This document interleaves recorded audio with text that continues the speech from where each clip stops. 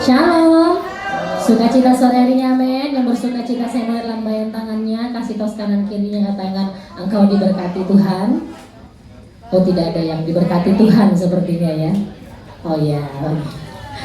Kita akan mempersembahkan yang terbaik bagi nama Tuhan kita. Namun sebelumnya saya ajak kita untuk bersatu di dalam doa. Mari kita berdoa. Kami mengucap syukur Bapa yang baik, buat kasih anugerah Tuhan, buat berkat-berkat-Mu yang terus melimpah dalam kehidupan kami, buat kasih kuasa-Mu yang terus Engkau nyatakan hari demi hari Tuhan dalam kehidupan kami. Izinkan pada sore hari ini Bapa, kami datang dengan penuh kerinduan Tuhan, bahwa kami ingin mempersembahkan yang terbaik untuk bulan nama Tuhan, biarlah kiranya Engkau disenangkan, Engkau dimuliakan, dan Engkau diagungkan. Mari Tuhan ajari setiap kami, agar kami mampu mempersembahkan yang baik. Terpujilah nama-Mu di dalam nama Tuhan Yesus, hanya kehendak-Mu yang terjadi. Haleluya. Amin. Amin. Sekali lagi shalom. Shalom. Salam damai sejahtera Allah yang melampaui segala akal dan pikiran terus tetap tinggal dalam hati kita untuk selama-lamanya. Amin saudara. Amin. Saya percaya jemaat Tambak Rejo pada sore hari ini dipenuhi dengan damai sejahtera, damai sukacita, penuh melimpah ya. Semuanya ketawa karena di depan ada rombong soto daging ya saudara ya. Luar biasa ya.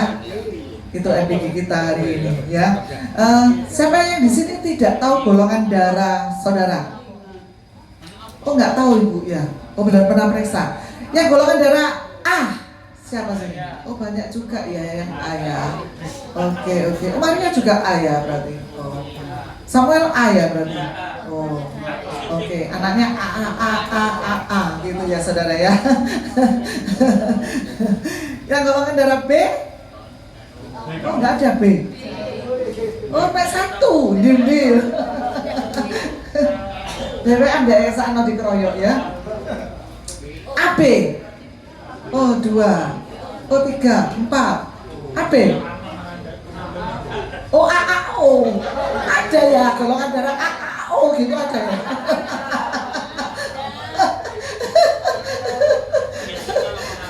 Pemain musik kita golongan darahnya luar biasa. AAO gitu ya. Ada, saya heran ya.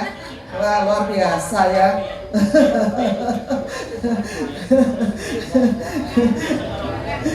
Luar biasa. Yang lainnya golongan darah apa ini kok nggak angkat tangan ini? Oh, paling banyak O berarti ya. Oh ya Bu. Oh. Ya. Golongan darah ini sangat penting untuk kita ya saudara ya. Karena apa, kalau kita kehabisan darah sehabis operasi atau apa, kita pasti ditransfusi darah ya. Seperti itu. Tetapi darahnya Tuhan lebih berharga lagi buat kita. Amin saudara. Ya. Kita baca rema pada hari ini dari Matius 26 ayat 28. Kita baca bersama-sama 1, 2, 3. Dan perjanjian yang ditumpahkan bagi banyak orang untuk pengampunan dosa. Sing darahe AAAO ini enggak baca tadi ya. Ayo baca sama Oscar orang dua yuk. 1, 2, 3.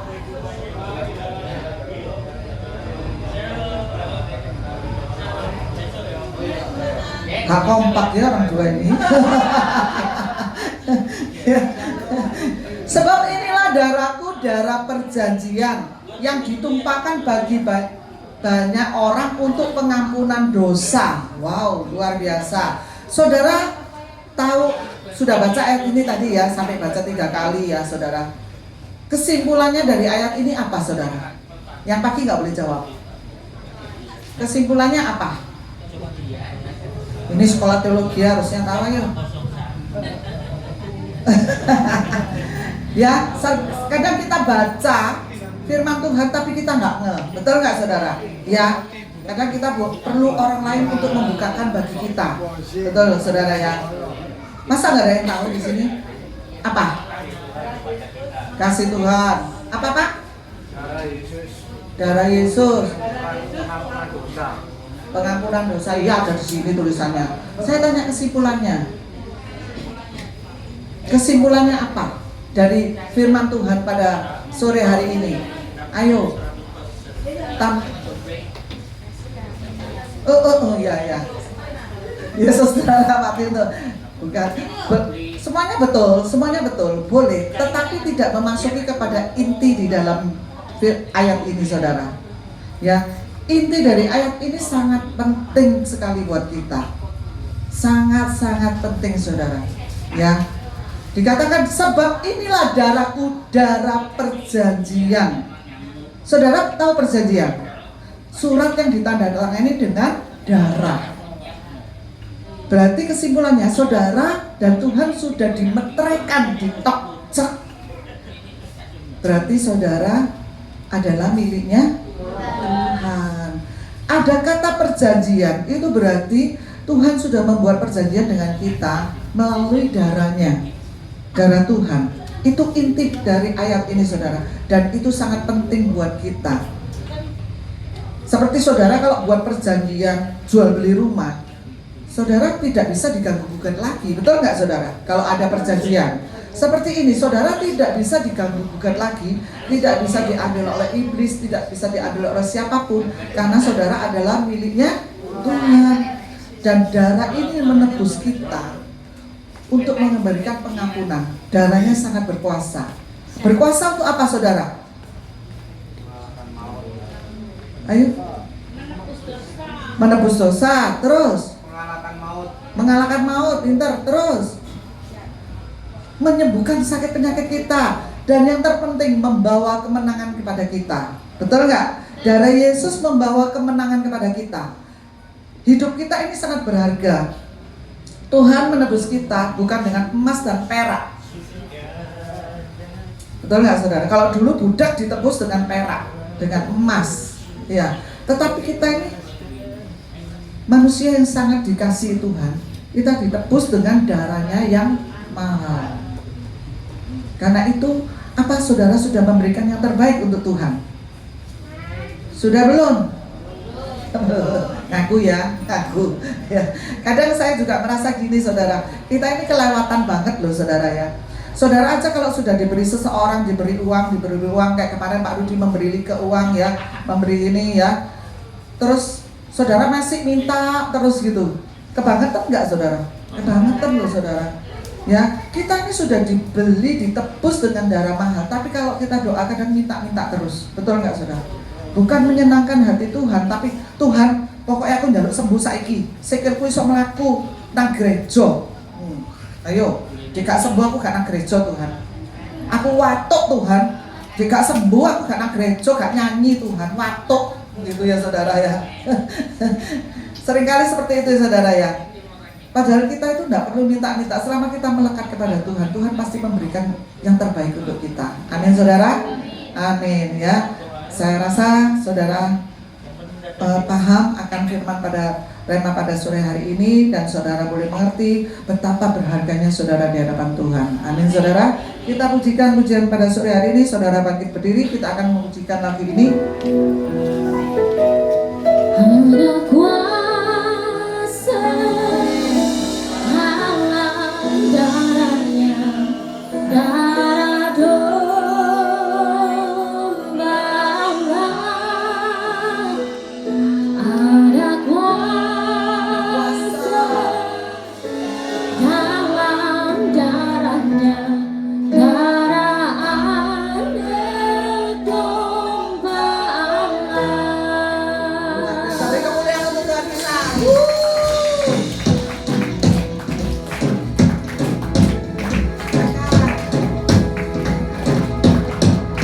Maukah kau terlepas dari dosa? Darahnya berkuasa, darahnya berkuasa. Ingat jiwamu sangat berharga, darah domba Allah berkuasa. Maukah kau terlepas dari dosa? Darahnya berkuasa, darahnya berkuasa. Ingat jiwamu sangat berharga, darah domba Allah berkuasa. Ada kuasa dalam darahnya, darah domba Allah. Ada kuasa dalam darahnya, darah anak domba Allah berkuasa.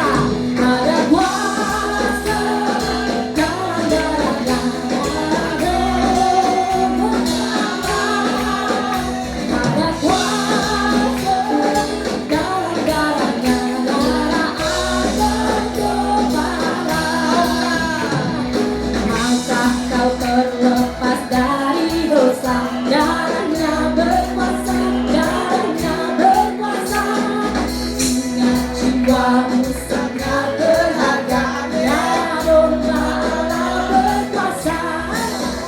Ada kuasa dalam darahnya, darah domba. Ada kuasa dalam darahnya, darah domba. Ada kuasa dalam darahnya, darah domba. Ada kuasa dalam darahnya, darah domba. Ada kuasa dalam darahnya, darah domba. Ada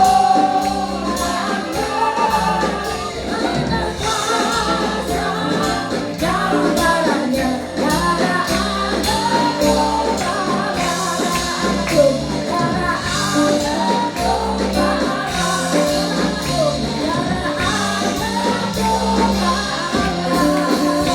Sekali lagi beri tepuk tangan yang luar biasa untuk Tuhan kita. Amin.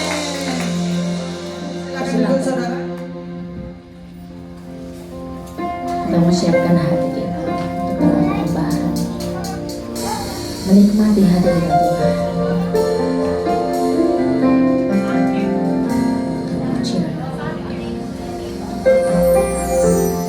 Allah Roh Kudus, penuhi kami. Ku rindu Kau selalu dalam hidupku. Allah Roh Kudus, ubah hatiku.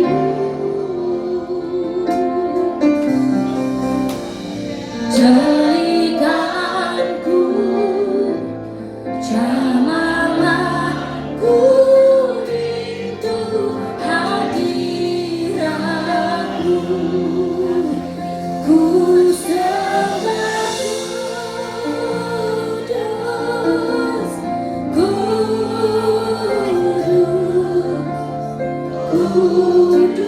kuduslah Tuhan, dan ku sanjung mulia, mulia bagimu Tuhan.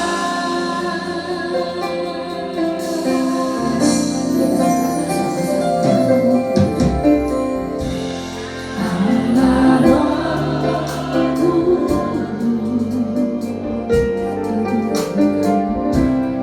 penuhi kami.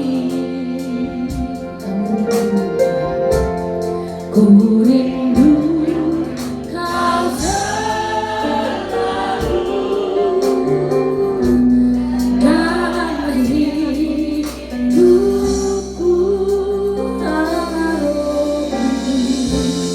Allah Rohku,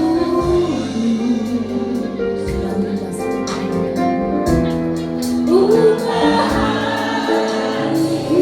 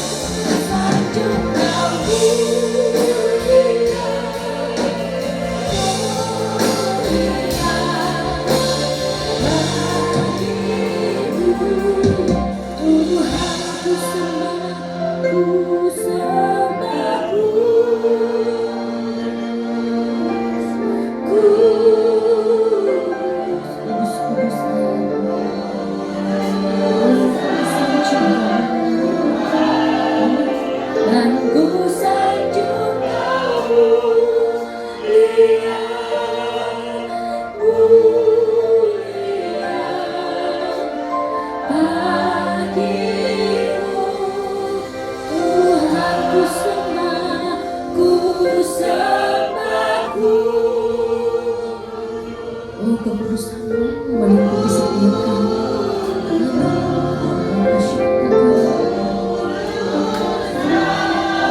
Tuhan, dan ku sanjung Kau mulia,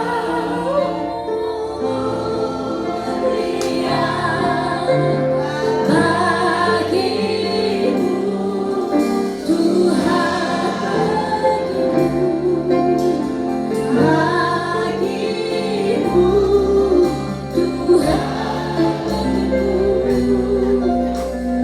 bagimu, Tuhan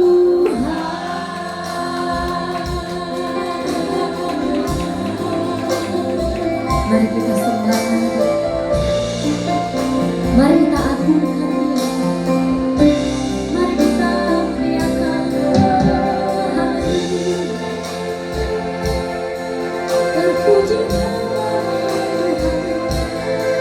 Allah yang dimuliakan, Kau yang kaya Tuhan.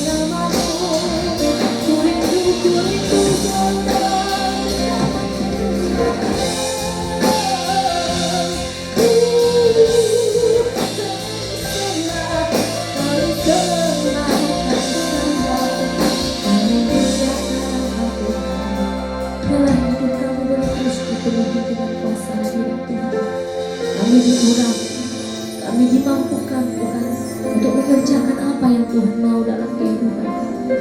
Orala patakara la parala parala, irala patakara la patakara la parala parala parala, orala patakara la parala parala parala parala, irala patakara la parala mu, irala patakara la mu,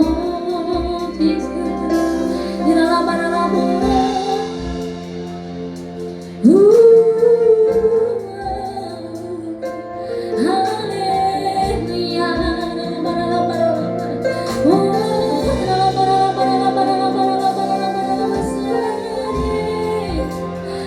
Yeah. Kau yang berikan kemegahan, Kau yang berikan kekuatan, Yesus Tuhan. Kami sembah Kau Bapa, kami muliakan Kau Tuhan. Selamanya, selamanya, terpujilah, janganlah patahkan nama, terpujilah nama, janganlah patahkan nama.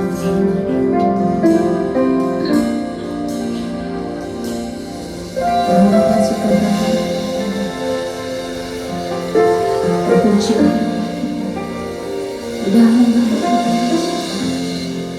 Dalam kuasa-Mu bekerja di tengah-tengah kami.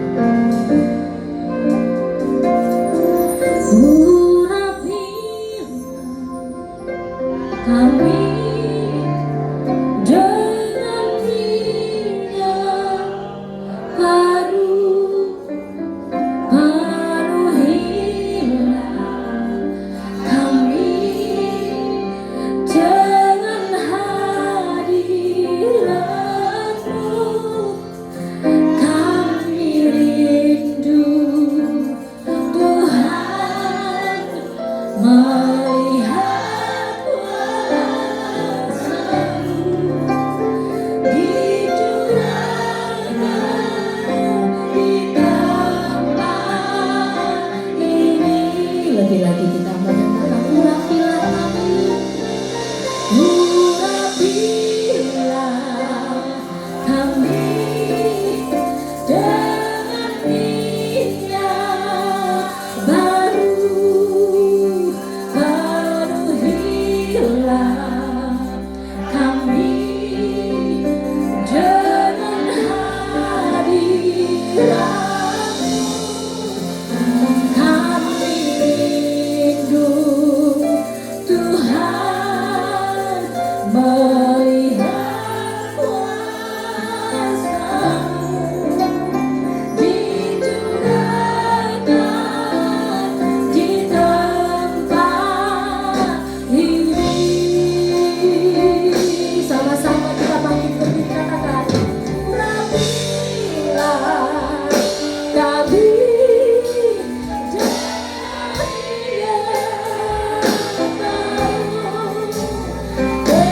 penuhilah kami dengan hadirat-Mu. Sama-sama kami katakan, kami rindu Tuhan melihat kuasa-Mu dicurahkan di tempat ini. Katakan, urapilah kami, urapilah kami dengan minyak baru. Oh,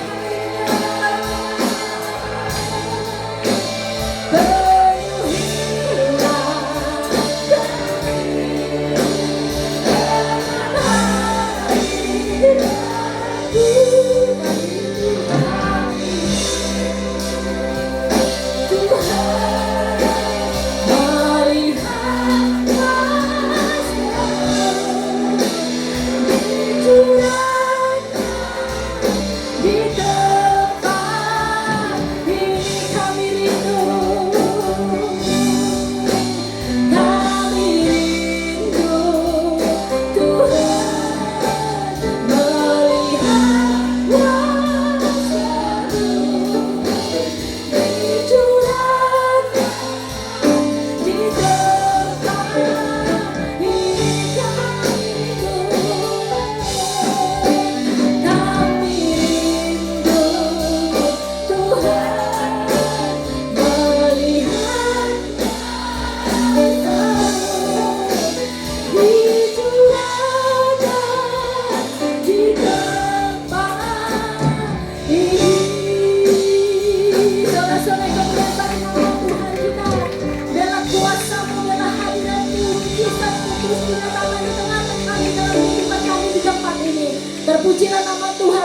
Tuhan sampai selama-lamanya. Kita katakan amin. Kita percaya bahwa anggur baru sukacita telah dicurahkan dalam kehidupan kita. Amin. Amin. Kasih saudara-saudara yang menikmati nama Tuhan kita.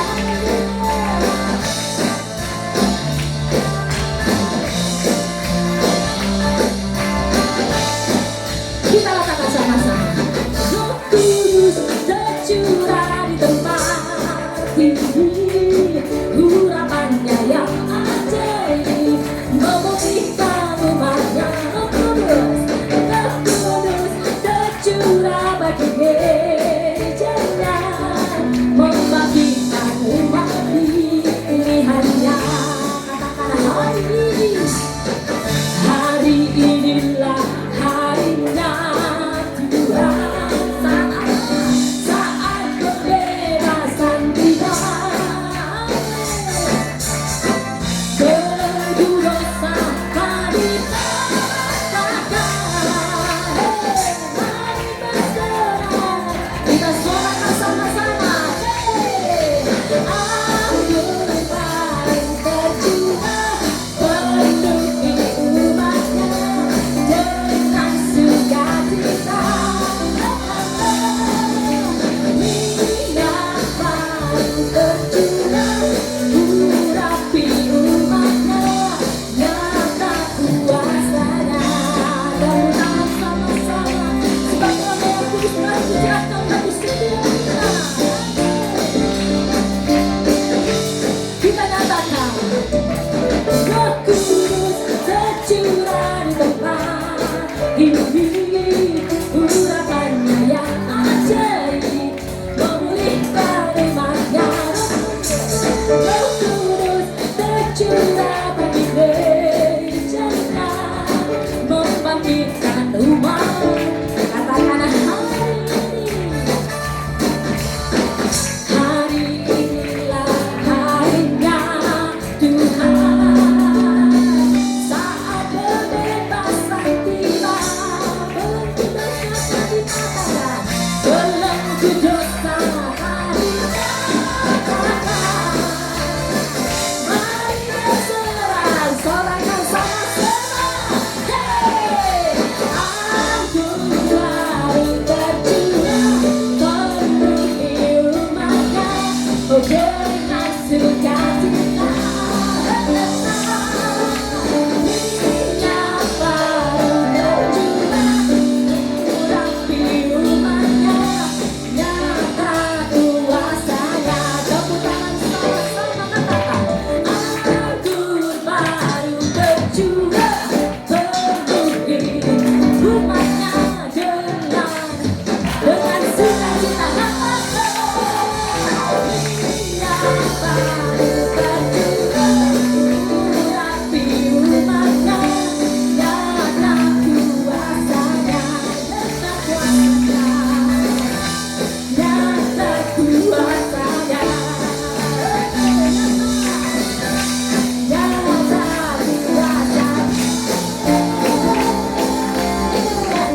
Sorak-sorai kemuliaan bagi nama Tuhan kita. Kuasanya dicurahkan di tengah-tengah kita. Sukacita melimpah. Sebab Dia memberikan di surga ini tempat bagi kita. Kita katakan sama-sama, api kemuliaannya. Haleluya. Api kemuliaannya tercurah dari surga, penuhi kami semua. Bangkitlah gerejamu. Api kemuliaannya tercurah. Kita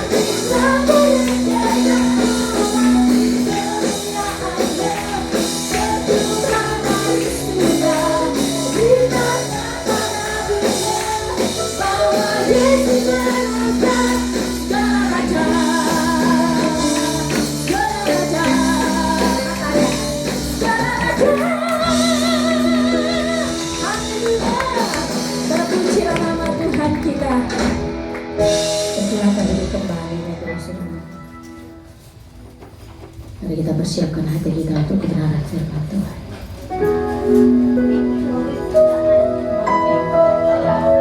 Dan setiap hari kami terus merasakan kasih-Mu. Setiap hari kami boleh terus merasakan kuasa-Mu. Sebab Engkau selalu hadir dalam kehidupan kami. Itulah janji-Mu bagi setiap kami, Tuhan. Bahwa Engkau akan terus menyertai setiap langkah kami.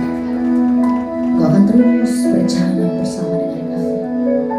Terima kasih Bapa.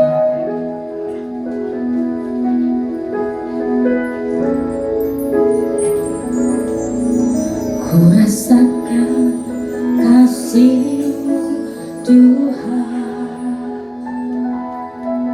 Ku rasakan kuasa-Mu Tuhan. Ku rasakan kasih kuasa Roh Kudus. Ku rasakan kehadiran-Mu. Curahkanlah kuasa-Mu Tuhan. Mujizat terjadi di tempat ini. Curahkanlah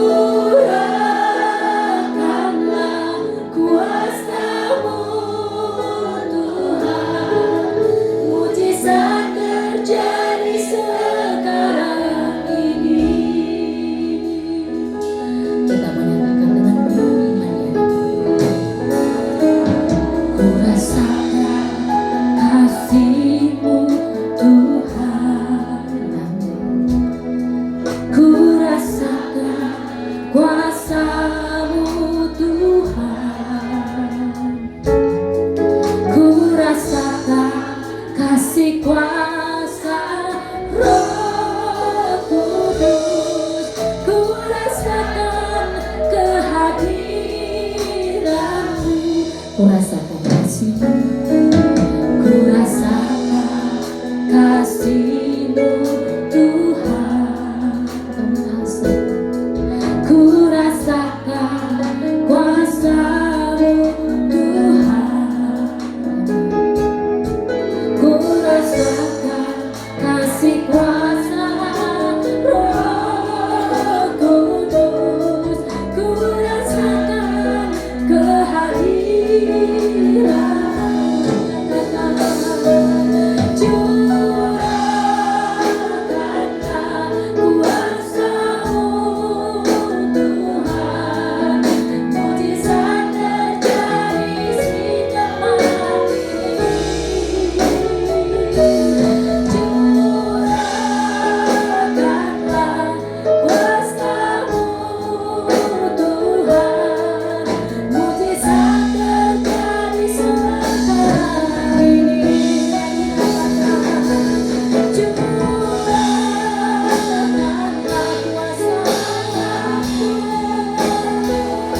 Curahkanlah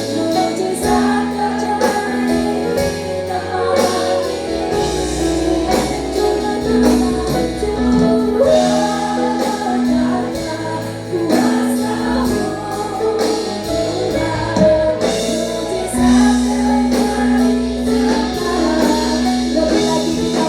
Mujizat terjadi di tempat ini. Mari sama-sama kita panggil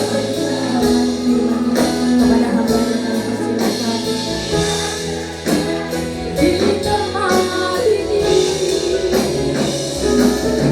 curahkanlah kuasa-Mu Tuhan. Mujizat terjadi sekarang ini. Mujizat terjadi sekarang ini. Mujizat terjadi sekarang ini.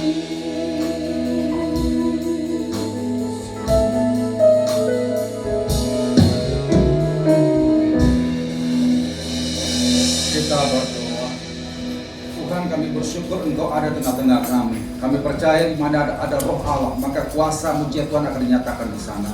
Terima kasih Bapak, terlebih lagi bersyukur kami akan terima nasihat firman Tuhan, supaya kedepannya kami bisa menyelaraskan hati kami, pikiran kami, langkah kami, keputusan kami seperti yang Tuhan kehendaki. Kami sangat percaya jika kami selaras dengan Tuhan, mujizat pasti akan terjadi. Terima kasih Bapak, kami siap terima nasihat Tuhan dalam nama Yesus. Haleluya, amin. Silakan duduk saudara. Shalom Bapak Ibu. Baik, kita akan belajar firman Tuhan. Mari buka bersama dengan saya Kisah Rasul 1 ayat yang ke-8. Kisah para Rasul 1 ayat 8. Kita akan belajar, ada satu isi hati Tuhan di sini untuk kita perhatikan baik-baik.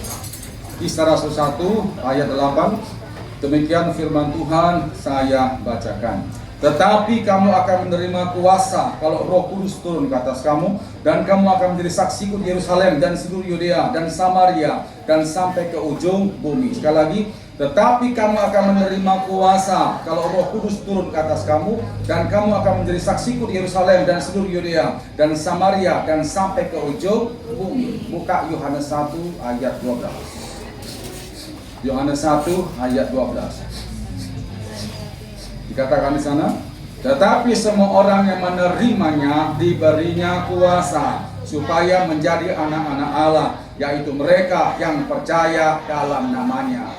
Mereka yang menerimanya, yaitu maksudnya Tuhan Yesus, diberinya kuasa untuk menjadi anak-anak Allah.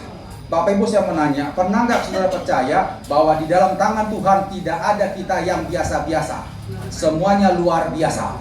Amin Bapak Ibu. Logikanya begini Bapak Ibu ya, ceritanya begini. Kalau Bapak Ibu perhatikan kitab Kejadian, Tuhan ciptakan manusia itu, merancangkan itu luar biasa. Waktu Tuhan ciptakan pertama kali Adam dan Hawa, itu diberi kuasa luar biasa. Waktu itu semua binatang belum ada yang punah Bapak Ibu ya, belum ada. Di Taman Eden semuanya itu lengkap. Lalu dipercayakanlah Adam dan Hawa mengelola taman itu. Pernah nggak Bapak Ibu berpikir, ya secara logika ya, mungkinkah Adam dan Hawa hanya 2 orang mengurus kebun yang besar? Yang waktu itu belum ada binatang punah. Mungkinkah? Kira-kira menurut Bapak Ibu bagaimana? Itu hanya 2 orang loh. Contoh. Ini maaf Bapak Ibu Gembala ya. Misalkan Pak Rudi dan Ibu Yeni bisa nggak dipercaya ngurus kebun binatang Surabaya hanya 2 orang tanpa pegawai? Bisa nggak Bapak Ibu? Susah. Tapi kalau beliau bisa, berarti ada kekuatan yang luar biasa menyertai 2 orang itu kan Bapak Ibu? Iya. Kalau bisa, berarti ada kekuatan yang luar biasa menyertai Pak Rudi dan Ibu Yeni. Demikian juga Adam dan Hawa, hanya 2 orang ngurus kebun yang besar, taman yang besar. Itu ternyata ada kuasa Allah yang menyertai mereka. Tuhan ciptakan manusia pertama itu luar biasa sempurna. Tapi karena mereka bikin dosa, ditendang keluar Taman Eden, akhirnya mereka sulit untuk mengalami kuasa Tuhan. Tapi Tuhan tetap menggenapi rencananya, tetap anak-anaknya yang percaya kepadanya dipelihara luar biasa. Begitu roh Tuhan hingga pada Deborah, Yefta, Simson, Elia, Elisa, Musa. Kuasa Allah menyertai mereka. Mereka yang orang-orang biasa karena disertai roh Allah bisa lakukan mujizat yang luar biasa. Amin saudara. Demikian juga dalam perjanjian baru, banyak anak-anak Tuhan, murid-murid Tuhan itu rata-rata nelayan, orang-orang biasa. Tapi begitu Roh Kudus turun atas mereka menjadi luar biasa. Petrus yang seorang nelayan berjalan saja, bayangannya bisa sembuhkan orang sakit, bisa bangkitkan orang mati. Itu orang biasa. Nah saudara, Roh Kudus yang sama ada pada saudara. Amin. Tapi pertanyaannya, kenapa kita biasa-biasa saja?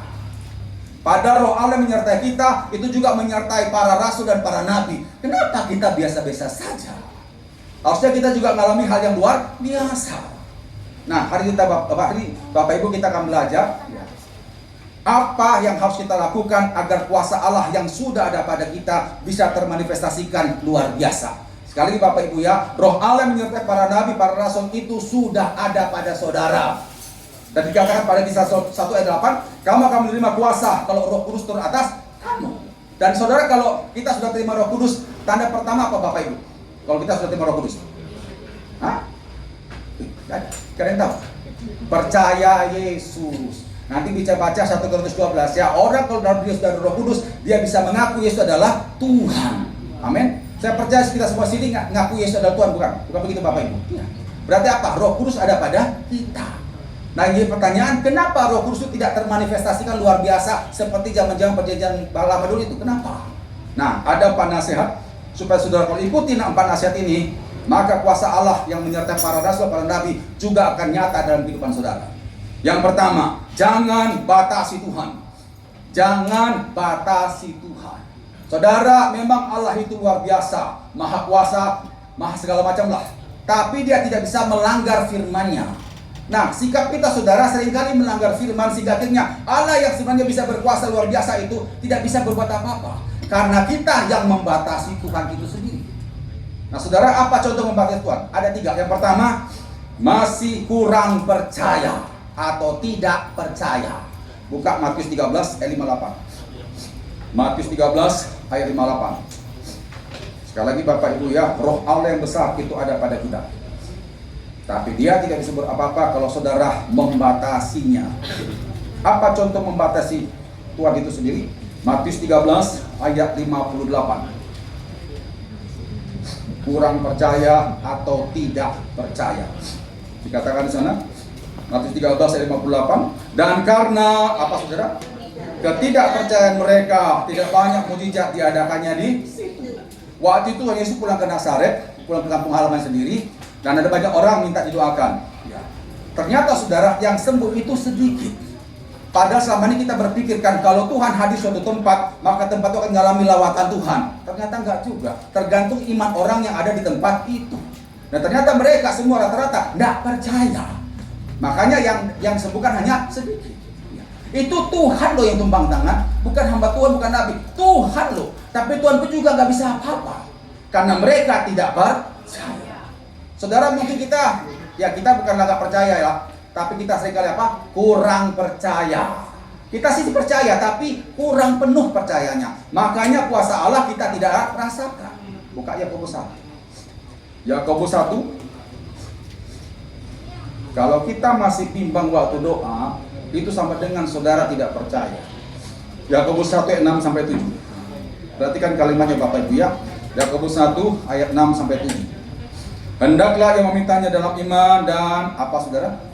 Sama sekali jangan bimbang, sedikit pun tidak boleh bimbang. Sebab orang yang bimbang sama dengan gelombang laut yang diombang-ambingkan kemari oleh angin. Orang yang demikian janganlah mengira bahwa ia akan menerima sesuatu dari Tuhan. Kalau kita bimbang, kita ragu, berarti itu kita belum kurang percaya.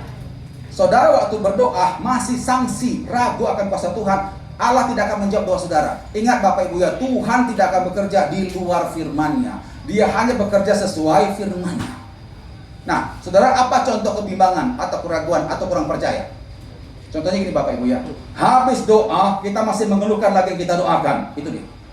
Habis doa, kita masih mengeluhkan lagi yang kita doakan. Itu sama dengan saudara tidak percaya pada Tuhan.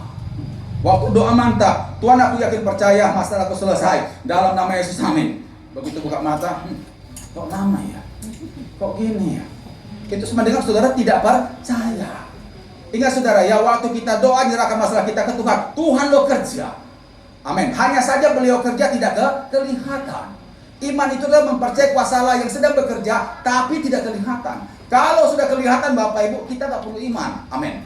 Nah, kalau Tuhan sudah menerima doa kita, Tuhan kerja. Nah, kalau Tuhan lagi kerja, jangan ganggu beliau itu bekerja. Yang mengerti katakan amin. Contoh-contoh, saya tidak tahu saya pernah seriusnya apa tidak Bapak Ibu ya. Dulu saya pernah masuk rumah sakit di Surakarta karena kena kencing batu. Ya. Memang salah saya kebanyakan makan gorengan sama minum es teh. Jadi kata dokter itu ada seperti gumpal gitu ya.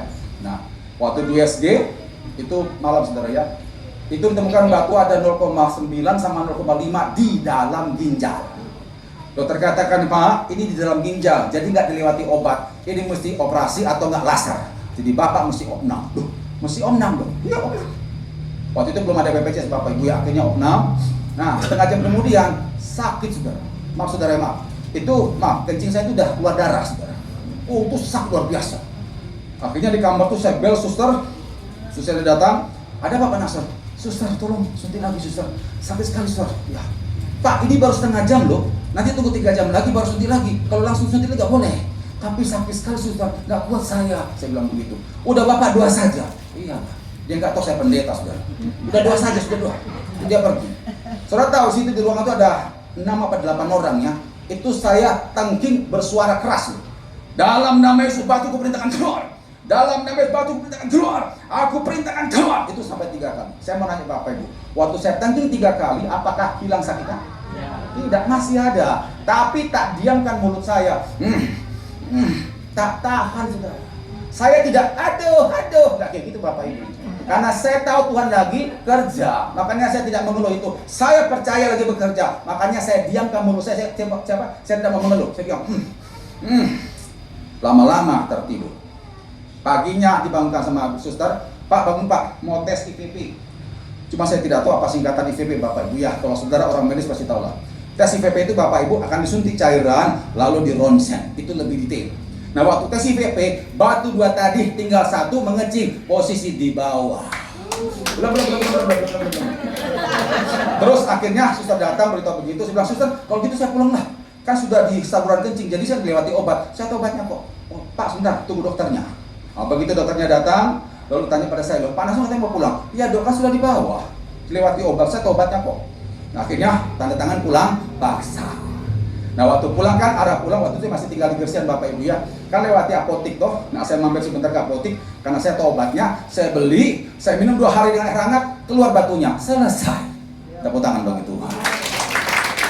Coba kalau saya mengeluh Bapak Ibu, aduh, tidak akan dapat. Makanya saudara, supaya kuasa Allah itu nyata, ingat roh Allah yang besar ada pada saudara. Makanya jangan batasi Tuhan. Yang pertama sikap membatasi itu adalah kurang percaya atau tidak percaya. Yang kedua, sikap membatasi itu adalah masih kompromi dengan dosa. Masih kompromi dengan dosa. Buka Yesaya 59 ayat 1 sampai 2. Yesaya 59 ayat 1 sampai 2. Ingat, roh Allah itu ada pada saudara. Tapi dia tidak bisa berbuat apa-apa, kuasanya terbatasi karena kita masih kompromi dengan dosa.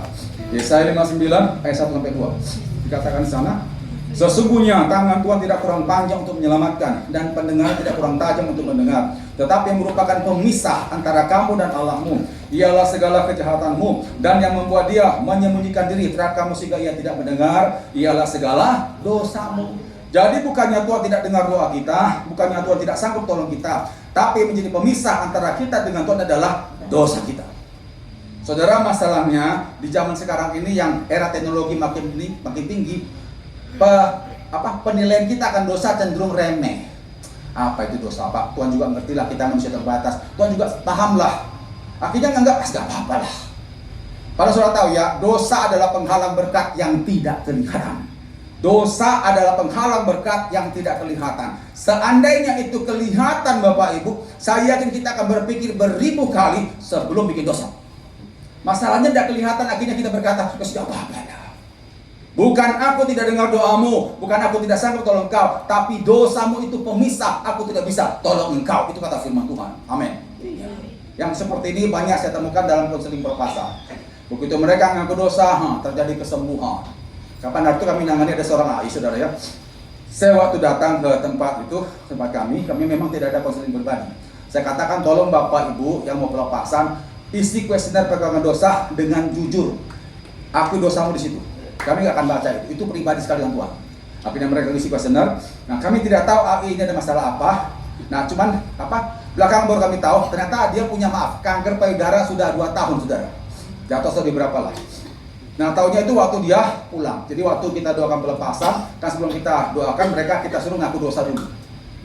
Nah selesai pulang. Nah ternyata waktu pulang itulah kita ngerti dia kena kanker payudara. Karena waktu pulang diantar sama salah satu tim kami, kankernya itu pecah di mobil. Jadi bajunya ini penuh darah sama nanah. Basah semua. Jadi waktu sampai lihat sama teman kita kan, loh tante kenapa itu? Iya pecah. Jadi tisu di mobil habis tuh. Tante itu cerita, tadi waktu habis pengakuan dosa, ternyata dia ada dosa pertama kepahitan sama main kuasa gelap, saudara ya. Dia ngaku sama Tuhan dosa, dia minta ampun sama Tuhan, lalu waktu kena minyak urapan, tidak ada manifest. Cuma dia bilang waktu tadi kena minyak urapan Pak, itu ada yang hangat mengalir di kepala, sempat dia sakit, terus nyentak. Sempat dia sakit sebentar, terus hilang. Nah dia pikir sudah selesai, kenapa? Berlanjut, pecah. Besok paginya pembina rohaninya WA saya, Pak Nason, saya mewakili AI kemarin yang didoakan Bapak, berterima kasih kepada Bapak sama tim karena sekarang tante itu sudah sembuh total sampai hari ini. Tepuk tangan bagi Tuhan. Saya percaya Bapak Ibu ya, itu bukan karena doa kami, karena beliau itu menyelesaikan dosanya. Amin. Dia tiap hari berdoa, banyak berdoa di ke gereja rajin, tapi belum selesaikan dosa. Makanya Bapak Ibu jangan main-main dengan dosa. Bagi orang dunia katakan wajar, tapi bagi kita anak Tuhan itu adalah kekejian yang menyakiti hati Tuhan. Amin. Kalau saudara masih kompromi dengan dosa, sulit bagi Roh Allah dalam diri saudara untuk bekerja menolong saudara. Amin. Itu yang kedua, yang sikap membatasi Tuhan, masih kompromi dengan dosa. Yang ketiga, masih poin pertama Pak ya, jangan batasi Tuhan itu, menggantikan Tuhan dengan hal-hal yang kita pikir baik. Ini juga sikap membatasi Tuhan. Menggantikan Tuhan dengan hal-hal yang kita pikir baik. Apa contohnya? Fanatik terhadap hamba-hamba Tuhan tertentu. Tuhan sebenarnya bisa pakai pembicara banyak, tapi kalau sudah ngefan pada satu hamba Tuhan, makanya banyak Bapak Ibu ya, kalau orang mau ke gereja pasti tanya sekretariat, hari ini yang khotbah siapa? Kalau sini nggak ada lah Bapak Ibu, nggak ada lah ya. Tempat lain banyak. Tempat lain saudara, kalau datang ke gereja pasti tanya, pembicara ini siapa ya? Atau mungkin dikasih pengumuman, minggu depan tuh si Anu, kayaknya akhirnya nggak ke gereja. Padahal lewat hamba Tuhan itu, Tuhan mau bicara pada saudara. Itu namanya apa? Membatasi Tuhan. Ya. Saudara, siapapun yang berdiri di mimbar, itu adalah pesan Tuhan bagi saudara. Saya dulu saudara sebelum saya pelayanan ataupun pada waktu saya tidak ada pelayanan, saya biasa ibadah dingin dan Bapak Ibu ya. Sebelum saya berangkat saya katakan, Tuhan, aku tidak tahu siapa bicaranya, berkati hambamu, berkati aku supaya aku ngerti firman. Selama saya seperti itu Bapak Ibu, setiap saya datang ibadah, pasti pulang dapat berkat Tuhan, itu pasti. Sekalipun yang khotbah bagaimana-mana, setidaknya satu berkat saya dapat. Contoh, dulu waktu Pak Alek masih di Betani Bapak Ibu ya, almarhum itu, beliau habis stroke, khotbah di Gimdan. Tapi beliau itu tetap bikin khotbah. Saudara bayangkan Bapak Ibu ya, beliau khotbah habis stroke, belum lancar, tapi beliau sudah khotbah. Saudara tahu bagaimana beliau khotbah? Ini Bapak Ibu, saudara, kayak gitu Bapak Ibu. Bayangkan 1 jam kayak gitu Bapak Ibu. Apa nggak stres itu? Kita juga, aduh, ya. Tapi sudah tahu waktu beliau khotbah, itulah bahan khotbahnya itulah yang saya cari selama ini dengan Tuhan. Waktu itu beliau khotbah tentang apa? Man of God. Itu luar biasa. Sekalipun beliau khotbahnya tapi itu yang saya cari. Jadi saya pulang dapat berkat. Amin Bapak Ibu. Jadi saudara, jangan pernah fanatik terhadap hamba Tuhan tertentu. Karena lewat siapapun hamba Tuhan yang diurapi berbicara di mimbar ini, itu adalah pesan Tuhan buat saudara. Tepuk tangan bagi Tuhan. Jadi ingat saudara ya, Roh Allah yang besar sudah ada pada kita. Makanya supaya kuasa Allah itu nyata, yang pertama adalah jangan batasi Tuhan. Yang kedua, jangan batasi diri sendiri. Jangan batasi diri sendiri. Ingat, Roh Allah yang besar ada pada kita. Tapi seringkali itu nggak bekerja karena kita yang sering berkata nggak bisa, nggak mampu Tuhan, nggak sanggup. Padahal Tuhan mau bekerja. Kita membatasi diri kita sendiri. Buka di dalam Keluaran 3, kita lihat Musa ya. Bagaimana Musa ini awalnya membantah perintah Tuhan. Keluaran 3 ayat 1. Keluaran 3 ayat 1. Saya akan baca lompat-lompat yang menjadi perkataan Musa yang cenderung menolak panggilan Tuhan. Keluaran 3 ayat 1. Kalau Bapak Ibu pada baca pada pasal sebelumnya, itu kan Musa menjumpai ada semak belukar yang terbakar. Dia mengalami penglihatan yang luar biasa Bapak Ibu ya. Nah, situlah Tuhan berbicara kepada Musa. Tuhan mengutus Musa, tapi apa jawaban Musa? Perhatikan sini. Keluaran 3 ayat 1. Nanti saya akan baca lompat-lompat Bapak Ibu ya. Keluaran 3 ayat 1. Keluaran 3 ayat 11, maaf. Keluaran 3 ayat 11. Keluaran 3 ayat 11. Tetapi Musa berkata kepada Allah, siapakah aku ini? Maka aku akan menghadap Fir'aun dengan membawa orang Israel keluar dari Mesir. Lompat Keluaran 4 ayat 1. Keluaran 4 ayat 1. Dikatakan di sana, lalu sahut Musa, bagaimana jika mereka tidak percaya padaku dan tidak mendengarkan perkataanku, melainkan berkata, Tuhan tidak menampakkan diri kepadamu. Lompat lagi Keluaran 4 ayat yang ke-10. Keluaran 4 ayat 10. Ini perkataan Musa Bapak Ibu ya. Lalu kata Musa kepada Tuhan, Tuhan, aku ini tidak pandai bicara, dahulu pun tidak, dan sejak engkau berfirman kepada hambamu pun juga tidak, sebab aku berat mulut dan berat lidah. Keluaran 4 ayat yang ke-13. Keluaran 4 ayat 13. Tetapi Musa berkata, Tuhan, utuslah kiranya siapa saja yang patut kau utus. Tuhan katakan, Musa, aku akan utus engkau menghadap Fir'aun untuk membebaskan umatmu. Musa berkata, aduh Tuhan, siapa aku ini? Masa bisa menghadap raja yang besar begitu? Aku akan menyertai engkau Musa. Aduh Tuhan, aku gak sanggup, aku berlidah. Lalu Tuhan berikan satu mujizat, masukkan tanganmu ke baju. Terus dikeluarkan, itu katanya ada kusta. Masukkan lagi, keluarkan, sembuh. Aku menyertai engkau. Aduh Tuhan, aku gak sanggup Tuhan, aku gak bisa. Ya. Akhirnya apa Bapak Ibu? Perhatikan ayat 14. Keluaran 4 ayat 14. Ini tanggapan Tuhan terhadap keluhannya Musa. Maka apa saudara? Bangkitlah murka Tuhan terhadap Musa.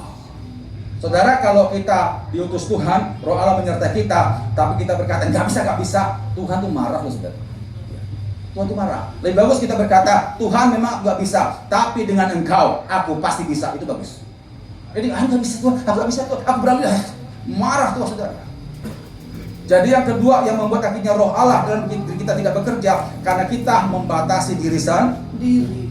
Padahal sebenarnya kita bisa. Waktu lo kasih konversi Bapak Ibu ya, kita sebenarnya bisa, tapi begitu kita berkata nggak bisa, akhirnya nggak bisa. Padahal sebenarnya kita bisa. Amin. Iya. Tinggal saudara, Roh Allah yang menyertai saudara itu juga menyertai para nabi dan para rasul. Kalau mereka bisa, seharusnya engkau juga bisa. Amin. Iya. Waktu lalu Bapak Ibu kami pernah menangani pelepasan. Maaf kalau saya cerita pelayanan saya Bapak Ibu ya. Ada seorang anak datang ke tempat kami stroke 1,5 tahun, masih muda loh SMA. Stroke 1,5 tahun. Jadi waktu datang ke tempat kami itu maaf, jalannya nyeret Bapak Ibu yang ini. Terus kita cek dalam doa, kita suruh dia pemberesan dosanya, lalu minta kuasa Tuhan jamaah dia. Habis setelah pelepasan, saya bilang kamu ini ya, spirit yang kamu sudah lepas, semua apapun sudah lepas. Sebenarnya kamu sekarang ini sudah bisa jalan. Tapi kembali kepada iman kamu. Coba sekarang belajar jalan. Kok dulu 1,5 tahun lalu kamu bisa jalan kok. Sekarang kenapa nggak bisa jalan? Belajar. Awalnya pertama, saya nggak bisa Pak. Harus bisa. Saya sama tim paksa, harus bisa. Loh 1,5 tahun yang lalu kan kamu bisa jalan. Kenapa sekarang nggak bisa? Bisa paksa, belajar. Kami doakan saudara jadi dia belajar jalan. Bapak Ibu akan siok-siok gitu. Kami tumpang tangan begini. Dalam nama Yesus kau bisa jalan. Gitu. Nah saudara gini ya. Kalau kami doa begitu tapi dia masih setengah hati, nggak bisa. Sama seperti polisi tadi kan Bapak Ibu ya. Di Nazaret, Tuhan lo tumpang tangan, tapi nggak ada yang sembuh. Tuhan saja nggak bisa, apalagi kami. Maka saya katakan, kalau kamu berkata nggak bisa, kami tumpang tangan, percuma. Kamu berkata, Tuhan bersama dengan engkau aku pasti bisa. Kamu latihan jalan, kami tumpang tangan begini. Praktik Bapak Ibu, sudah tahu, dalam 1 jam bisa selesai dan dia sembuh sudah. Stroke mati separuh itu langsung pulang normal. Amin. Iya. Kalau dia berkata nggak bisa, ya semua hidup dia lumpuh Bapak Ibu. Saya bilang, hentikan kata-katamu itu. Katakan, Tuhan dengan engkau pasti bisa. Dia belajar Bapak Ibu ya, belajar sambil gerakkan jalan gini, tangannya gini. Lama-lama lancar 1 jam. Terus udah keliling-keliling gitu. Sekarang kamu pulang. Beres. Tepuk tangan bagi Tuhan. Ingat saudara, jangan batasi diri sendiri. Ingat, dalam diri saudara ada roh yang luar biasa. Jangan berkata nggak bisa, nggak sanggup, nggak mampu. Katakanlah Tuhan, dengan engkau aku pasti bisa. Itu yang kedua, supaya kita bisa mengalami kuasa Allah luar biasa. Yang ketiga, jangan biarkan dirimu dibatasi oleh orang lain. Jangan biarkan dirimu dibatasi oleh orang lain. Seringkali kuasa Allah mau terjadi luar biasa, tapi kita biarkan orang lain membatasi kita. Contoh, mari buka 1 Samuel 17. 1 Samuel 17 ayat 28 sampai 31. Ini contoh yang bagus dari seorang Daud. 1 Samuel 17 ayat 28 sampai 31. 1 Samuel 17 ayat 28 sampai 31. Ketika Eliab kakaknya yang tertua mendengar perkataan Daud kepada orang-orang itu, makinlah amarah Eliab kepada Daud sambil berkata, mengapa engkau datang? Dan pada siapakah kau tinggalkan kambing domba yang 2-3 ekor itu di padang gurun? Aku kenal sifat pemberanimu dan kejahatan hatimu. Engkau datang kemari dengan maksud melihat pertempuran. Tetapi jawab Daud, apa yang telah kuperbuat? Hanya bertanya saja. Lalu berpalinglah ia daripadanya kepada orang lain dan menanyakan yang sama. Dan rakyat memberi kicau kepadanya seperti tadi.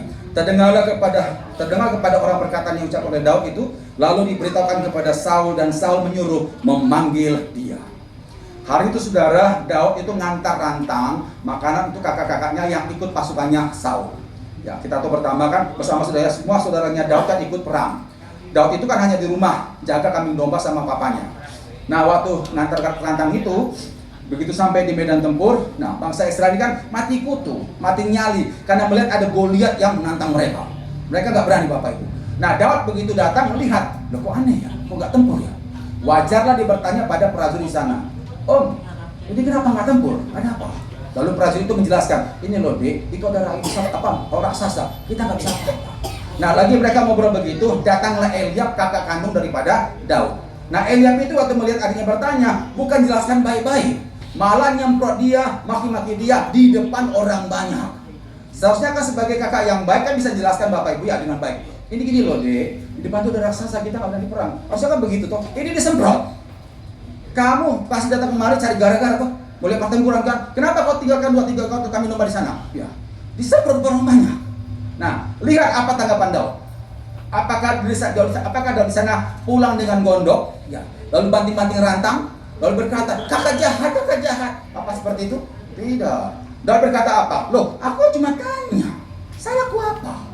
Akhirnya Daud bertanya kepada prajurit yang lain. Nah, rasa ingin tahu Daud itu didengar oleh Saul, dan Saul mengizinkan Daud menghadapi Goliat dan tumbanglah Goliat. Itu dia. Coba kalau misalnya Daud dengar perkataannya siapa Eliab itu, lalu dia gondok pulang, bisakah dia lihat kuasa Allah bekerja mengalahkan Goliat? Tidak.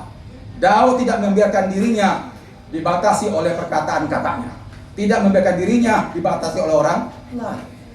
Jujur Bapak Ibu ya, seringkali kita kalah menghadapi masalah bukan karena masalahnya, tapi kita terlalu banyak mendengar komentar orang lain tentang masalah kita. Kamu gak akan bisa lah, masalah berat, kamu tuh bodoh, masalah itu berat, kamu juga gak ada papanya. Kita terlalu banyak dengar omongan orang. Itu namanya saudara membatasi kuasa Tuhan dengan cara apa? Membiarkan dirimu dibatasi oleh orang lain. Atau mungkin saudara, sikap yang membiarkan kita dibatasi orang lain adalah kita terlalu berharap pada orang. Terlalu berharap pada orang. Begitu kita kurang duit, lalu berpikir, siapa sih yang bisa kupinjam uangnya? Nggak doa dulu gitu. Nanti minta usaha macam. Gimana kok bisa lihat kuasa Allah bekerja, saudara? Contoh lain banyak Bapak Ibu ya. Ingat sekali Bapak Ibu ya, di dalam diri saudara itu ada roh Allah yang besar. Amin. Jangan sampai gara-gara orang lain kuasa Allah tidak termanifestasikan dalam diri saudara. Amin. Ya. Nggak ada amin saudara ya. Contoh saudara ya, saya waktu dulu pernah pikir di Tani Manyar. Jadi ini pengalaman yang dialami oleh tim saya di bagian konseling pelepasan. Namanya Pak Adi. Pak Adi ini waktu kita pikir gitu dapat telepon ada seorang jemaat perempuan. Pak, saya ini mau konseling ke Bapak gitu. Pak datang aja. Nama saya Hadi gitu. Tapi Pak maaf Pak Hadi, saya ini kalau datang apakah Bapak tulus menerima saya? Loh, kok tulus? Maksudnya apa kamu tulus menerima? Ya kita ini kan pengerja hamba Tuhan. Kamu datang kita layani. Betul ya Pak, Bapak jangan nolak saya. Loh, ngapain nolak orang kita belum kenal? Datanglah, sudah datanglah. Akhirnya datang Bapak Ibu ya. Nah, kami lagi PK ada beberapa hamba Tuhan situ. Setengah 1 jam kemudian ada yang ketuk pintu ruang konseling. Tok. Teman saya bukain pintu. Kami sama Pak Jemadi masih di kursi Bapak Ibu. Waktu dibuka itu pintu, berdirilah seorang wanita masih muda, pakai baju kaos, ya agak basah bajunya karena keringatan, dengan tertunduk begini. Rambutnya yang panjang menutup. Saya mau konseling dengan Mbak Hadi. Jadi nggak bisa buka matanya nggak buka tunjukkan mukanya. Saya mau konseling dengan Mbak Hadi. Teman saya bilang, oh tadi kamu yang teleponnya? Iya Pak. Nah, masuk. Waktu masuk saudara duduk, itu masih juga gini. Jadi rambutnya tuh. Pak Hadi akhirnya ngobrol. Nah, Pak Hadi akhirnya tahu kalau orang ini ada tertolak. Kamu ada apa Noni? Iya Pak, saya minta didoakan Pak. Mau didoakan apa? Terus dia ceritakan, saya tuh ngalamin begini. Oh, akhirnya dia bilang, Noni, kamu anggap aku kokomu lah. Sudah, kau anggap sebagai hamba Tuhan, kokomu. Kamu bebas mau bicara apa saja, saya akan bimbing kamu ke depan. Iya Pak. Nah gini nih ya, itu dibuka rambutnya dikit. Masa nggak lihat cuma rambut, nggak buka canggung. Buka dikit lah. Terus dia malu-malu buka itu. Terus dia agak. Sudah tahu waktu dibuka, itu cakep, cantik. Tapi dia ada rasa tertuduh, kenapa? Karena keluarganya berkata, kamu tuh jelek, kamu tuh nggak bisa, kamu tuh kotor. Jadi itu dengar. Terus akhirnya Pak Adi bilang, kamu itu anak Tuhan. Anak Tuhan itu punya rencana indah. Kamu nggak bisa dengarkan kata orang loh. Iya Pak, saya kata cuci saya, koko saya, mama saya, katanya saya tuh jelek, makanya saya nggak mandi. Oh makanya. Makanya waktu dia masuk Bapak Ibu ya, kita dengar kayak apa, cium kayak bobo aneh gitu Bapak Ibu. Oh ternyata dia. Saya udah nggak mandi Pak seminggu, nggak gosok gigi, bagus. Sampingnya Pak Hadi bilang, kamu tuh anak Tuhan, rencana Tuhan indah pada kamu perbaiki diri, gak usah dengan orang lain. Bapak Ibu dia, teman saya konseling itu ada 1 jam Bapak Ibu ya, dikuatkan, nah dia pulang tuh agak ceria lah. Pak Hadi ini nangani ada sekitar 2-3 bulan perempuan ini, cuma saya lupa namanya ya. Terus dibimbing terus, ada banyak perubahan. Nah satu saat saudara, ini masih kosong, ada depan kosong. Satu saat saudara, Pak Hadi ini kan cerita ke saya. Jadi ini sudah ada sekitar 4 tahun kemudian, teman saya ini Pak Hadi sama istrinya sama anak-anaknya ikutin ada pameran, saya lupa itu di TV apa di PTC ya. Jadi mereka datang ke sana, ada pameran apa gitu ya. Nah waktu mereka lihat pameran begitu, ada seorang wanita datangi Pak Hadi. Dia datang gitu, terus dibilang gini, Bapak, Pak Hadi masih ingat saya gitu. Waktu Pak dia lihat dia, kamu siapa ya? Loh, itu dulu Pak yang datang dengan itu Pak rambut itu. Oh itu kamu ya. Saudara tahu waktu Pak Hadi cerita ke saya, tahu Pak Naston itu cakep. Terus perempuan itu bilang gini, saya akhirnya Pak banyak baca firman Tuhan, saya nggak mau dengar lagi apa kata orang. Saya bersyukur saya punya Tuhan yang luar biasa yang memberikan saya rencana yang indah. Akhirnya dia pelajari itu membangun pribadinya dia. Jadi waktu ketemu dengan Pak Hadi, Bapak Ibu, dia termasuk salah satu atau sekretaris perusahaan apa Bapak Ibu? Dipakai luar biasa. Itu berarti apa? Dia tidak membiarkan dirinya dibatasi oleh orang lain. Tepuk tangan begitu. Jadi ini makanya Bapak Ibu, jangan terlalu banyak dengar apa kata orang. Dengarkan apa kata firman. Amin Bapak Ibu. Saya mau nanya, di sini siapa yang sering saat teduh? Saat teduh setiap hari baca Alkitab? Ada? Nah, di kita. Bagaimana kita bisa maju saudara kalau saudara tidak baca Alkitab tiap hari? Tadi saudara berkata, amin, gak mau dengar kata orang, mau dengar kata Tuhan, tapi baca Alkitab pun tidak ada. Itu gimana ceritanya itu? Mulai hari Bapak Ibu, baca Alkitab itu tiap hari. Engkau lebih banyak dengarkan apa kata Tuhan daripada apa kata orang tentang saudara. Ingat, Tuhan akan angkat engkau menjadi kepala dan bukan jadi ekor. Pegang itu baik-baik. Yang setuju katakan amin. Jangan biarkan dirimu dibatasi oleh orang lain. Yang keempat, yang terakhir, jangan biarkan imanmu dibatasi oleh keadaan. Poin yang keempat, agar roh Allah yang ada di kita bisa bekerja maksimal, jangan biarkan imanmu dibatasi oleh orang lain. Buka Keluaran 14. Keluaran 14 ayat 11 sampai 14. Ingat saudara, dalam diri saudara ada roh Allah yang besar. Tapi roh Allah itu tidak akan bekerja kalau kita membiarkan diri kita dibatasi oleh keadaan. Jadi yang pertama, jangan batasi Tuhan. Yang kedua, jangan batasi diri sendiri. Yang ketiga, jangan biarkan dirimu dibatasi oleh orang lain. Lalu yang keempat, jangan biarkan imanmu dibatasi keadaan. Keluaran 14 ayat 11 sampai 14. Dan mereka berkata kepada Musa, apakah karena tidak ada kuburan di Mesir, maka engkau membawa kami untuk mati di padang gurun ini? Apakah yang kau perbuat ini terhadap kami dengan membawa kami keluar dari Mesir? Bukankah ini telah kami katakan kepadamu, di Mesir janganlah mengganggu kami, dan biarlah kami bekerja pada orang-orang Mesir? Sebab lebih baik bagi kami bekerja untuk bekerja pada orang Mesir daripada mati di padang gurun ini. Tetapi berkatalah Musa kepada bangsa itu, janganlah takut, berdirilah tetap dan lihatlah keselamatan dari Tuhan yang akan diberikannya hari ini kepadamu. Sebab orang Mesir yang kamu lihat ini hari ini tidak akan kamu lihat lagi untuk selama-lamanya. Tuhan akan berperang untuk kamu dan kamu akan diam saja. Waktu itu Israel waktu keluar dari Mesir, itu mereka sorak-sorai karena keluar lepas daripada perbudakan. Baru berapa mil berjalan, menghadapi laut berau, mengeluh lagi. Karena mereka berhadapan dengan laut berau, gak bisa nyebrang. Di belakang tentara Mesir senjata lengkap, siap membunuh mereka. Kiri kanan padang gurun ada banyak binatang buas di sana. Ular, kalajengking banyak di situ. Karena mereka kondisi terjepit, mereka salahkan Musa. Apa nggak ada kuburan di Mesir? Kau mau bunuh kami di sini? Musa terjepit juga Bapak Ibu ya, karena sudah berhadapan dengan keadaan seperti itu. Ya, belum lagi musuhnya, belum lagi bangsa yang dia bimbing sendiri. Tapi yang luar biasa apa kata Musa? Lihat hari ini keselamatannya daripada Tuhan akan terjadi atasnya. Jangan biarkan dirimu, imanmu dibatasi oleh keadaan. Saudara, apa yang akan saudara lakukan pada waktu tidak ada orang yang nolong saudara? Masalahmu semakin berat, dan keadaan memungkinkan sekali engkau tidak bisa lagi keluar dari masalah itu. Apakah di tengah-tengah keadaan seperti itu engkau masih percaya Tuhan, Bapak Ibu? Situ akan tampak iman kita yang sebenarnya. Saudara, sekalipun keadaan memang rasanya tidak ada pintu untuk keluar, nggak ada orang menolong, ingat masih ada Tuhan. Waktu Musa berhadapan dengan jutaan orang Israel, yang Tuhan bela siapa Bapak Ibu? Musa atau para bangsa Israel? Musa. Di hadapan Tuhan tidak ada mayoritas minoritas Bapak Ibu, tidak ada. Di hadapan Tuhan hanya satu. Kalau engkau percaya firmanku, aku akan bela engkau. Amin. Iya. Jadi sekalipun keadaan itu menekan saudara, rasanya tidak ada yang keluar, dan orang-orang juga tidak tolong saudara, ingat masih ada Tuhan. Pesan yang terakhir, saya nggak tahu saya pernah serius apa tidak Bapak Ibu ya. Tahun 2023 pertengahan, istri saya kena kanker rahim dan itu udah stadium akhir. Kami pergi ke bukan stadium akhir tapi udah besar lah ya. Itu di rumah sakit RKS Bapak Ibu ya. Memang kami jarang periksa ya. Periksa sebelumnya itu berapa bulan sebelumnya sama dokter kandungan juga.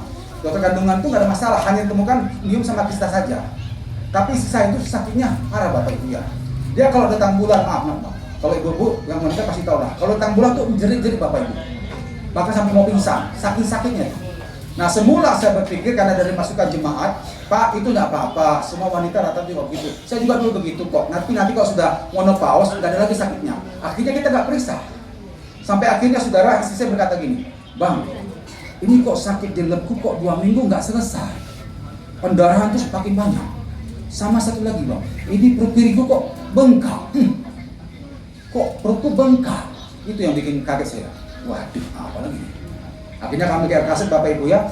Waktu di dokter kandungan, di USG, dokter bilang gini, kenapa baru datang sekarang Pak? Ini udah besar ini. Terus tunjukkan ini loh, kan di USG ada monitor Bapak Ibu. Ini besar loh, 12 cm.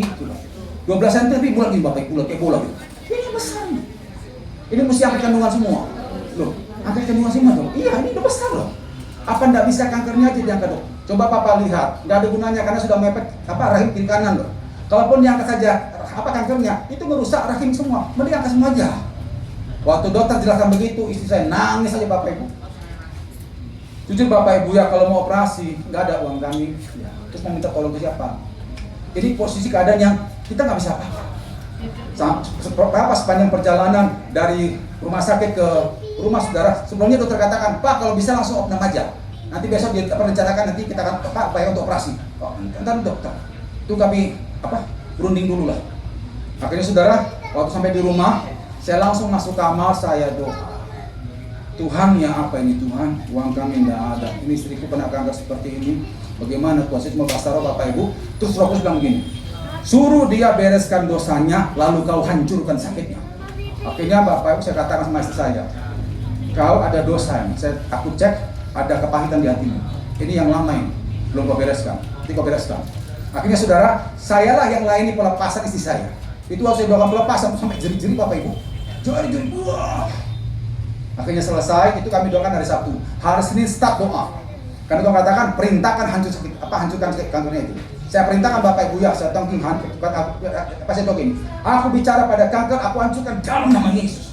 Aku kutukin mati dalam nama Yesus. Kami doa hanya 10 menit Bapak Ibu, dan itu tiap hari sampai 2 minggu, bahkan sampai tak kuasai Bapak Ibu. Nah hari kedua minggu dia berkata sudah enakan, gak sakit lagi. Nah tapi kita nggak percaya dokter. 3 bulan kemudian istri saya itu pijit karena badannya agak capek. Nah waktu dipijit Bapak Ibu ya, kebetulan kami kan tinggal di Kebraun. Di Kebraun itu ada langganan kami pijit, ada seorang ibu, anak Tuhan juga, dia ngerti bagian perut. Gak sembarangan bagian perut Bapak Ibu ya. Waktu dia pijit perut bagian bawah, ini, loh Pak, kok benjolannya sudah tidak ada? Loh, dulu Ibu tuh ada benjolan, ada dulu besar loh, saya gak berani pijit di sini. Sekarang lo gak ada, ditekan-tekan, nggak ada loh, kosong loh. Tapi kami belum periksa dokter. Sejak itu saudara, istri saya kalau dilep nggak pernah lagi sakit-sakit jerit-jerit, nggak ada. Kami baru periksa dokter 2025 bulan Januari. Itu dilep Pramita Aditya Warman. Waktu diperiksa kankernya sudah tidak ada. Saudara, sekalipun keadaan tidak memungkinkan kau terima jalan keluarnya, ataupun juga tidak ada orang tolong engkau, ingat masih ada Tuhan. Roh Allah yang besar menyertai saudara. Amin Bapak Ibu. Ingat saudara ya, sekali lagi saya katakan, Roh Allah yang menyertai para rasul dan para nabi ada pada saudara. Tapi supaya Roh Allah itu bekerja luar biasa, yang pertama tadi apa saudara? Jangan batasi Tuhan. Jangan kompromi dengan dosa. Jangan ragu atau berdoa. Jangan fanatik terhadap anggota tertentu. Jangan batasi Tuhan. Yang kedua, jangan batasi diri sendiri. Jangan berkata nggak bisa, nggak mampu, nggak sanggup. Hindari perkataan seperti itu. Ingat, katakan, Tuhan bersama dengan engkau, aku pasti bisa. Jangan biarkan dirimu dibatasi oleh orang lain. Apapun kata orang, udah masa bodoh lah. Katakan, Tuhan, di hadapan engkau aku berharga. Di hadapan engkau Tuhan, di agendamu ada rencana indah, engkau berikan padaku. Itulah. Jangan biarkan dirimu dibatasi oleh orang lain. Lalu yang keempat, jangan biarkan imanmu dibatasi oleh keadaan. Ingat, serumit apapun keadaan kita hadapi, itu semua masih dalam kendali tangan Tuhan. Amin. Ya. Ayat terakhir. Yohanes 14 ayat 12. Yohanes 14 ayat 12. Hendaklah firman Tuhan yang simpel hari ini sungguh-sungguh saudara imani, sehingga nanti pada waktu mengalami hari Pentakosta, engkau akan mengalami Roh Kudus yang luar biasa, yang membekali saudara menjadi orang-orang yang luar biasa. Yohanes 14 ayat 12. Pegang ayat firman Bapak Ibu ya. Yohanes 14 ayat 12. Aku berkata kepadamu, sesungguhnya barang siapa percaya kepadaku, ia akan melakukan juga pekerjaan-pekerjaan yang aku lakukan, bahkan pekerjaan-pekerjaan yang lebih besar daripada itu, sebab aku pergi kepada Bapa. Barang siapa percaya kepadaku, ia akan melakukan pekerjaan yang aku lakukan, bahkan lebih besar. Saudara, kalau perhatikan waktu Tuhan ada di dunia ini, apa yang Tuhan kerjakan? Selain menembus dosa ya, dia ngusir setan, melalui banyak penyakit, bangkit orang mati. Itu yang Yesus lakukan. Kalau kita percaya pada Yesus, apa yang Yesus lakukan, kita bisa lakukan, bahkan lebih besar. Tidak ada amin. Kenapa? Dikatakan karena aku pergi kepada Bapa. Itu bicara apa? Pengutusan Roh Kudus. Kalau Roh Kudus sudah tercurah pada kita, maka apapun yang Yesus lakukan, kita bisa lakukan, bahkan lebih besar. Yang setuju, tepuk tangan bagi firman Tuhan. Kita semua tundukkan kepala, tutup mata. Saya undang rekan hamba Tuhan di musik juga sudah bisa ambil tempat. Biarkan keyboard mengiringi lembut sampai kita sejenak. Jemaat tundukkan kepala dan tutup mata. Pada waktu saudara tundukkan kepala dan tutup mata, di situ hanya engkau dan Tuhan yang ada. Situlah kita koreksi di hadapan Tuhan Bapak Ibu. Sudahkah kita membiarkan Roh Allah yang besar itu berkuasa, terjadi, dan leluasa dalam hidup kita? Saudara, saya mau beritakan begini saudara ya. Hidup kita ini makin lama makin melemah. Tubuh kita makin melemah sejalan dengan usia. Sementara masalah makin lama makin banyak, makin rumit, makin kompleks. Bagaimana kita menghadapi masalah seperti itu sementara kita makin melemah saudara? Hanya satu solusinya, andalkan kuasa Tuhan. Karena kuasa Tuhan tidak pernah melemah. Dan kita bersyukur kuasa Allah, Dewan Roh Allah itu sudah ada pada kita. Tuhan tidak pernah biarkan kita terlantar, tidak terus, tidak diberikan rohnya untuk menyertai kita, agar apapun masalah kita hadapi bisa tuntas kita selesaikan. Asal engkau sungguh-sungguh percaya padanya. Makanya hari ini 4 poin sederhana ini lakukan Bapak Ibu, supaya hidupmu tidak sia-sia, supaya pemberian ilahi engkau rasakan, bukan cuma sekedar katanya. Oleh karena itu mulai hari ini jangan batasi Tuhan. Jangan lagi engkau kurang percaya. Jangan lagi main-main dengan dosa. Jangan lagi menggantikan Tuhan dengan hal-hal yang kau pikir baik. Fanatik terhadap hamba Tuhan tertentu, jangan lakukan itu. Jangan batasi dirimu sendiri. Jangan Lukas berkata nggak bisa, nggak sanggup Tuhan, aku nggak mampu. Hindari semua perkataan begitu, karena itu membuat Roh Allah tidak bekerja leluasa untuk mengangkat engkau dari hal-hal yang tidak baik. Katakan, Tuhan, dengan engkau aku pasti bisa. Lalu yang ketiga, jangan biarkan dirimu dibatasi oleh orang lain. Jangan hidup di bawah vonis orang lain. Jangan terlalu berharap pada orang lain, Bapak Ibu. Ingat, setiap orang luar sana, teman-teman kita pun sekalipun terdekat, mereka juga punya masalah. Kalau mereka berkata nggak bisa, jangan kecewa terhadap mereka. Mereka juga terbatas. Andalkan Tuhan, karena Tuhan tidak terbatas. Lalu yang keempat, jangan biarkan imanmu dibatasi oleh Adam. Ingat, serumit apapun keadaan saudara, Tuhan itu masih ada. Dia yang mengatasi semua keadaan saudara. Mulai hari ini Bapak Ibu, andalkan Tuhan. Ingat, Dia tidak jauh. Dia tidak hanya sekedar di sorga. Roh Allah yang besar ada pada roh saudara. Percayalah padanya dan ikutin firman-Nya, maka engkau akan mengalami pembelaan Tuhan yang luar biasa.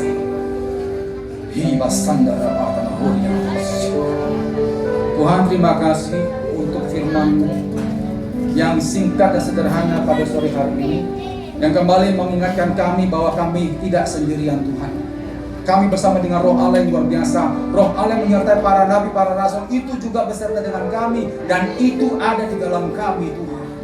Ampuni kami karena selama ini kamilah yang membatasi kuasa Allah tidak bekerja, bukan Tuhan. Tuhan tidak pernah salah, kamilah yang salah. Lewat firman Tuhan pada hari ini kami akan berubah. Mulai hari ini kami tidak akan batasi Tuhan lagi. Mulai hari ini kami tidak akan batasi diri kami. Mulai hari ini kami tidak akan biarkan orang lain membatasi kami. Dan mulai hari ini kami tidak akan biarkan iman kami dibatasi oleh keadaan. Biarlah Engkau bekerja leluasa Bapa. Engkau yang bekerja Tuhan. Engkau yang bekerja Allah. Sehingga apapun yang terjadi kami percaya kami tidak sendirian. Engkau bersama dengan kami sampai pada akhir zaman. Terima kasih Tuhan. Terima kasih Tuhan Yesus. Hamba sudah sampaikan apa yang Tuhan mau, dan hamba terbatas. Hamba serahkan kembali kepada Engkau Allah Roh Kudus yang tidak terbatas. Teruskan firman-Mu, sempurnakan penyampaiannya, meteraikan firman-Mu, dan berkati kami semua. Di dalam nama Yesus. Haleluya. Amin. Tepuk tangan bagi Tuhan.